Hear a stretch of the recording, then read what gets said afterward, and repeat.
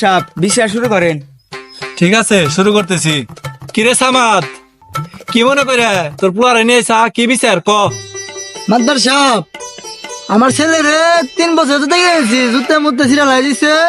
আবার তেল কিনে দিছি, কইছি 3 বছর নিবি, তাতে 6 মাসে তেল মেল ফুরা লাই দিছে। পুরা আমার খাইবে দাঁড়াইছে। ও তো ঘোর অন্যায় করে ফেলাইছে। আমাকে এই নগরীতে এরকম পোলা পান খুব কমই আছে। কি করবো তুই ক? তোর পোলা না আমার উপরে ছাড়ে দিবি? আমি যে বিচার করুম, বিচার তো মানবি। বিষাতে মানুষ রাখবো, আপনি যা করবেন তাই। এই পুলা আমার খাইবে দাঁড়াইছে, আপনি এবার ভাড় দিলাম, আপনি যা করবেন তাই আমি মাথা বেটে নেবো। মাদার সাহেব আব্বা হালাই প্রচুর গিফটে, এখন তোর আমার বিয়ে দেন, আমার বিয়ে রোজ পার হয়ে গেল। বিয়া তো করবে চাস?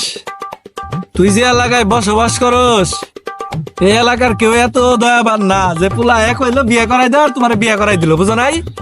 তোমার বয়স 60 হোক, তোমার বয়স 70 পারি হোক, তখন তোমার একটা চিন্তা ভাবনা করা যাবে না। আর তোমার বাপে যে মানুষ কইতে আগে না, বুঝো নাই?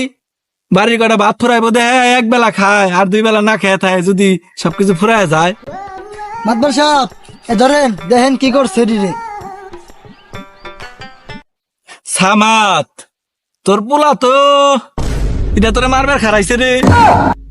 এত দামি জুতা জোড়া এই 6 মাসে ছিঁড়া হালাইলো। ওর তো মৃত্যুদণ্ড কার্যকর হয়ে গেছে রে সামাদ।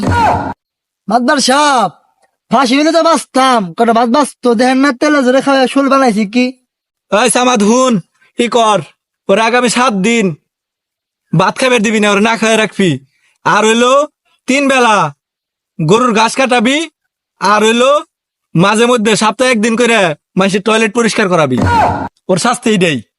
মাদবার সাহেব, তালাশ করে নিয়ে গেলাম।